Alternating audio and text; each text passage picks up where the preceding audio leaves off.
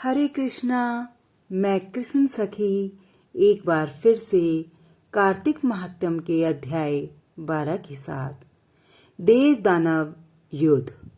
एक समय की बात है, जलंधर अपनी स्त्री वृंदा के साथ सभा में बैठा था। तभी गुरु शुक्राचार्य वहां पहुंचे। उनके तेज से सब दिशाएं प्रकाशित हो गईं। सागर पुत्र ने उठकर बड़े आदर से उन्हें प्रणाम किया। गुरुजी ने सबको आशीर्वाद दिया। फिर उनको एक दिव्य आसन पर बैठाकर सब दैत्य भी यथावत स्थान पर बैठ गए। देवताओं से पराजित होकर जो दैत्य पहले ही पाताल में थे, वे भी जलंधर का आश्रय लेकर निर्भय हो पृथ्वी पर आ गए। एक बार राक्षस जलंधर ने राहु के सिर को कटा हुआ देखकर उसके कटने का कारण शुक्राचार्य से पूछा। शुक्राचार्य ने देवताओं के द्वारा समुद्र मंथन की कथा सुनाई। उससे उत्पन्न रत्नों को देवताओं के द्वारा छीन लेना तथा राक्षसों के अनादर, हार और राहु के सिर कटने और उसके पतन का वर्णन किया। अपने पिता समुद्र का मंथन सुनकर जलंधर के नेत्र क्रोध से लाल हो गए और उसने घसमर नामक दूत को इंद्र के पास भेजा। दूत घसमर ने इंद्र से कहा, सागर के पुत्र जलंधर सब दैत्यों के राजा हैं। उन्होंने मुझे अपना दूत बनाकर भेजा है। उन्होंने जो कुछ कहा है उसे सुनिए। राजा जलंधर का कहना है कि आपने मेरे पिता सागर का मंथन क्यों किया? साथ ही उस मंथन के द्वारा जो रत्न आपने समुद्र से निकाले हैं, उन्हें शीघ्र ही मुझे दे दीजिए।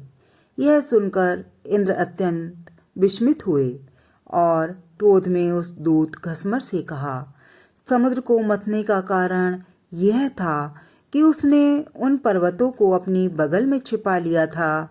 इससे पहले भी मेरे अनेक शत्रु दैत्यों को उसने शरण दी थी। इसी कारण मैंने उसके रत्न समूह को हर लिया। समुद्र के पुत्र शंखासुर ने भी देवताओं से शत्रुता की थी और वह समुद्र के गर्भ में छिप गया था। फिर मेरे छोटे भाई ने उसका वध कर दिया था। उत्तर देकर इंद्र ने उस दूत को वापस भेजा। दूत ने यह सब वृत्तांत जलंधर को सुना दिया। सुनते ही दैत्यराज जलंधर क्रोध से कांपने लगा और देवताओं को जीतने की तैयारी करने लगा।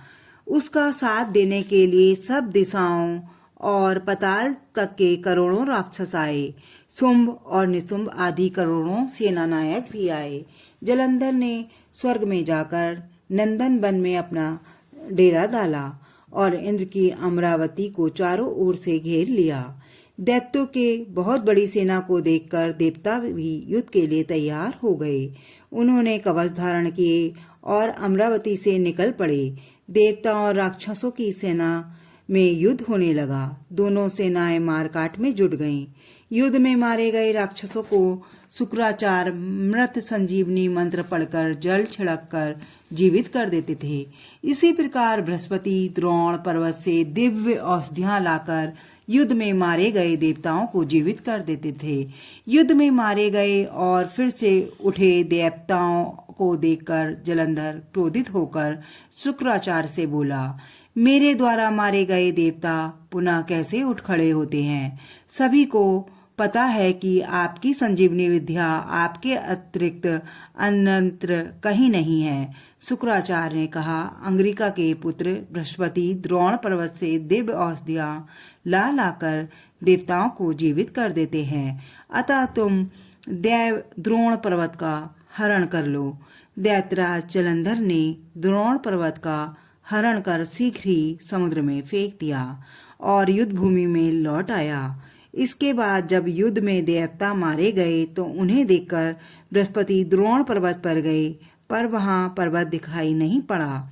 जब उन्हें ज्ञात हुआ कि जलंधर ने द्रोण पर्वत का हरण कर लिया है, तो बृहस्पति भय से व्याकुल हो गए और देवताओं से बोले, यह दैत्य रुद्र के अंश से पैदा हुआ है, अतः इसे पराजित नहीं किया जा सकता। ये इंद्र से ही उपद्रव से उत्पन्न हुआ है। इंद्र को उस उपद्रव का परिणाम तो भोगना ही पड़ेगा।